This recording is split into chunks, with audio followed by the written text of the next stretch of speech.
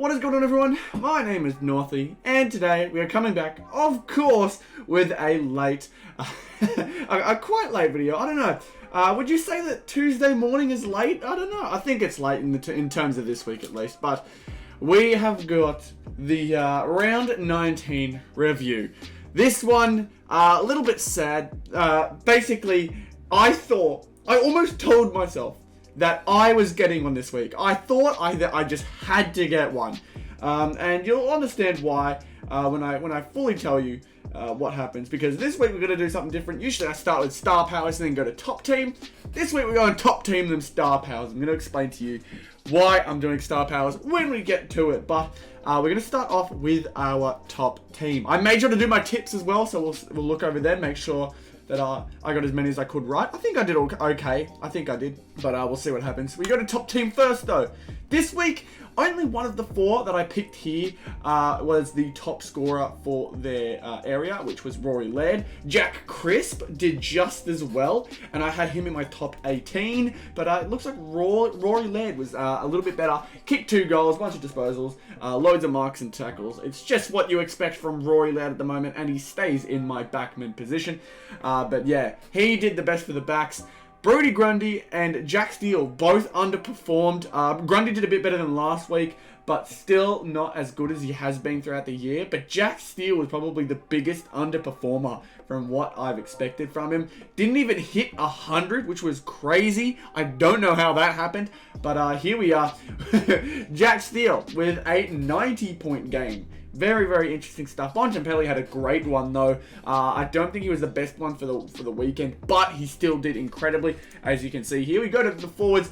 He was 4th best. Heaney was the best. Larkey was 2nd. Let's go. Dangerfield was tied with Bontempelli. They both had 100 points, which is good. Bont kicked a couple goals, which is always what you want from him, because he gets the disposals, gets a few marks and tackles, but it's the goals you want Bontempelli kicking. So it was good to see him do that. So yeah, could have been better, but at the same time, definitely didn't think Isaac Heaney would be that good. He did very, very well. But we got 100 points at least from him. From Brodie Grundy, we got 92. He had 23 headouts, 27 disposals, which is really good for Grundy, and then a couple marks and tackles. I think he had about 5 between the two, which gave him 15 points there. But it was the hitouts that probably let him down the most, and is why Max Gawn, he had 56 hitouts, and that put him over the 100-point line. Crazy stuff, crazy stuff. But this week I didn't expect to get a top 10 spot purely because of Jack Steele's performance. You have to have a good midfielder, and as you go here, like, he's quite far down the line. A lot of 100-point performances. Took Miller was one of the best. He did quite well. We used to use him pretty regularly. Jack Macrae was lacking, but then came out as the top scorer this week. It's because he finally got those marks and tackles that we've been waiting for, as well as almost a 40 possession game. Those possessions are what you expect from Jack Macrae. I just haven't been seeing these two for ages. It has been so long since I've seen these two. But I'm going to stick with Jack Steele again this coming week.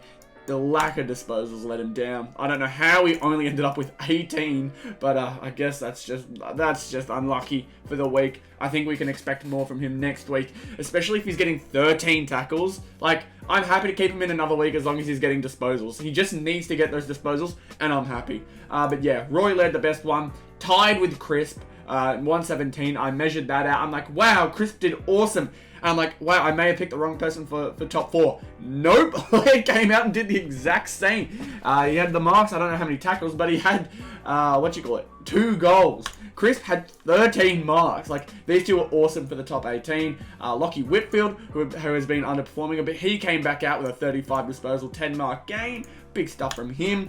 And that in total gave us a 137 ranking, which is crazy for a 400-point performance. That was 400 points, and we didn't even make the top 100. Top 4 is ridiculous. But as you can see right here, we go to the top 10, and everyone had 434 except for number 1, who had 435. So you can tell that there was a lot of people who managed to pick the right ones this week. I'm not sure how many people would have guessed who. Chera or Heaney. I'm not too sure how many people would have guessed those two, but if you did, congratulations. Max Gawn must be a fan favorite as well, because he clearly must have been used a fair bit.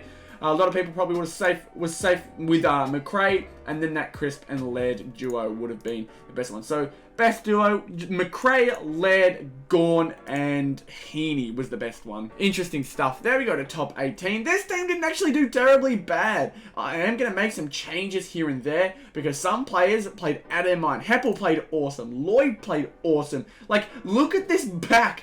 We had Tom Stewart with a bunch of marks doing big things for the team. Same goes with Lloyd, Heppel, Laird, and Crisp. The only one who didn't do as well was Salem, and he has been starting to lack a little bit, which means I'm probably going to switch him up with Whitfield because he has been my regular and Salem was almost like a kind of a replacement for the time.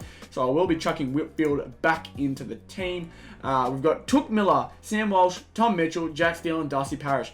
A lot of them really underperformed. Took was good. Steele was okay. Mitchell was great. Tom Mitchell was really, really good. I think he had he had 97, almost 100 points. But yeah, the two that I said in the previous preview is what I meant to say in round 19 preview. The two that I said had to perform and should perform didn't perform. Sam Walsh, he did horrifically. He was tagged the entire game with 72 points. Like there was a lot of players who did better than him, as you can see right throughout all of this. But I'm looking for Darcy Parish. He came out, stunk it up with 60. I don't know how he managed to only get 60. 15 disposals. I was saying this dude could be he should be, putting up big numbers. He's a Brownlow favourite. He's been doing great. And then he pulls out a 60-point performance. I couldn't have predicted that. I'm probably going to change him up. I just don't know what I'm going to change him up with. Petrarca, who I took out, of course, ended up coming 7th. I swear it happens every bloody week at this point, but you gotta lick your wounds and keep going because I can't be complaining for too long. Unfortunate, however, but we go over to the forward line. Forward line did alright. Shea Bolton, probably the most disappointing. He only had 43, only 14 disposals, dropped a few marks, which could have given him some more points. But unfortunately, he can't go back in time. Stringer, who looked promising at the start, did start to fall off over time. So I may have made a mistake putting him in there. I may have to chuck him in for a Taron Thomas, because Tarrant's starting to get midfield. Because I watched the Kangaroos a lot. You can see there, the Kangaroos had second spot with Nick Larkey's 7, 5th and 6th spot. So it's surprising to see so many North players up there. However, it gives me hope. It gives me a lot of hope. But I'm thinking about chucking Taron Thomas in there because Taron Thomas has been consistently good as of late. He's been very consistently good. And so I'm going to chuck him in there even just for now. But Stringer as well. I've taken Shea Bolton out there, but he was there. And that all gave us a 79th, which is not... it wasn't really what we're looking for. I would have liked to be closer. Below 50 would have been nice. But 84 for the season now. We are getting closer and closer to the top 50, which would be super cool if we could manage to get there. However, with only, what, 3 or 4 more rounds to go, I do not expect it. You had to get 1,601 to make it into the top 10. Not even. That was a tie for 11th, it looks like. Wouldn't want to be there. But we've also managed to get 2 below 1,500. So, few things we need to change up here. Backline looks pretty solid from this look.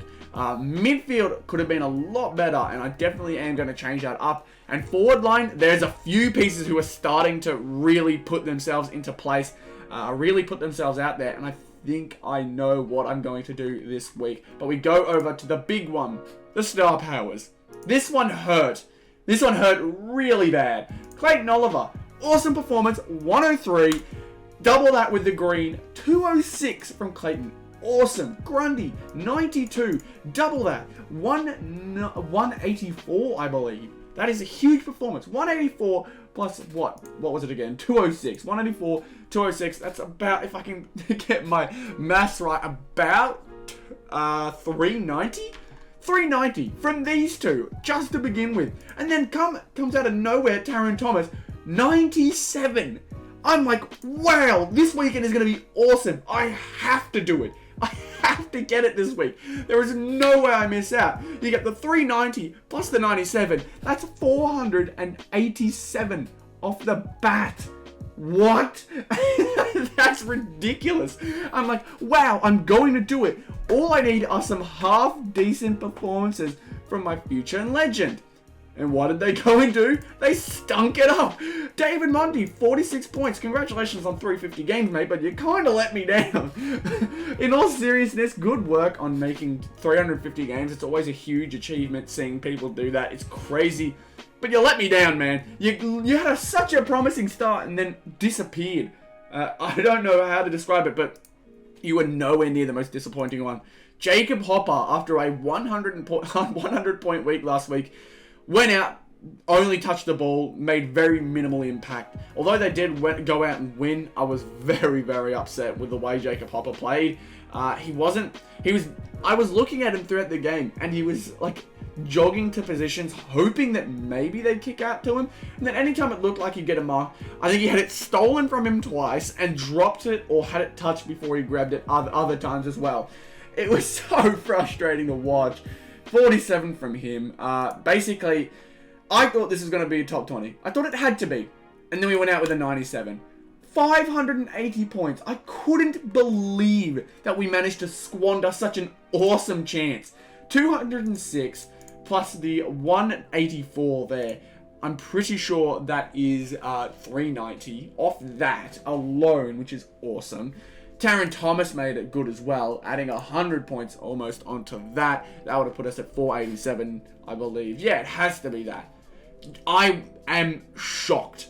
I am shocked that we didn't manage to pull it off. Yeah, few changes we could have made. Josh Kennedy is going in next week. I'm going to do it now. I'm going to do it now. And then future, I do not know. It could really be, realistically, it could be anyone. But Riley O'Brien is looking like the best one. Hugh McCluggage either maybe as well, because he was playing awesome to start the year. Now he's starting to slack off a little bit, but Riley O'Brien is a ruckman, and so if he can get those really good minutes in the ruck and get those hit outs, as well as the disposals he had, he was going crazy there. But we'll see what happens. But really a lost opportunity here. Really lost opportunity. I thought we had it. And it was for a Ben Cunnington prize card too. I could not believe it. It honestly hurt me. It hurt me so badly. So we go back. We're going to go to the tips to finish this one off. Go to my score. Round 19, we got 6 out of 9. I tipped against North. And I even said to myself afterwards, if I were to go back and do anything, I would have tipped North. And what do you know? North went out and smacked him. I do not know how the hell we managed to get that one wrong, especially considering it's me. But the Saints, I expected the upset, almost happened. West Coast ended up beating them by 8 points.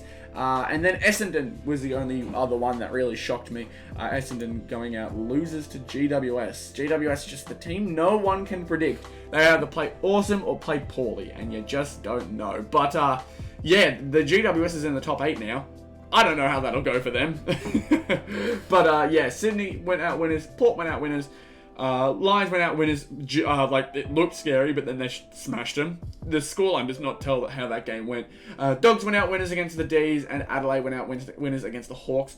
Thank goodness. If the Hawks managed to beat Adelaide, I would have been cursing Adelaide. However, Adelaide would have also been at 20 points. It's just because Hawthorn are now tied with us at 18 points. So I'm really excited to see how the rest of the season goes. If we, by some miracle, beat Geelong, I don't know what to say. I'm chalking up a finals appearance next year. North Melbourne are going to make the finals next year if they beat Geelong. I won't know how else to describe it, but honestly, a pretty disappointing week. I thought Star Powers was going to be it, but no, unfortunately, did not happen. So we'll have to try and go back to the drawing board next week and see who's going to play well. I hope you guys enjoyed this video. I hope you guys did well. Obviously, we didn't come out winners this week, but we still got a couple weeks to go. And if we can start to finally put the things together, we could see a prize card very, very soon. So, thank you all so much for tuning into this video. I hope you all enjoyed. If you did, be sure to like the video and subscribe to the channel. And I'll see you all in the next one. Goodbye.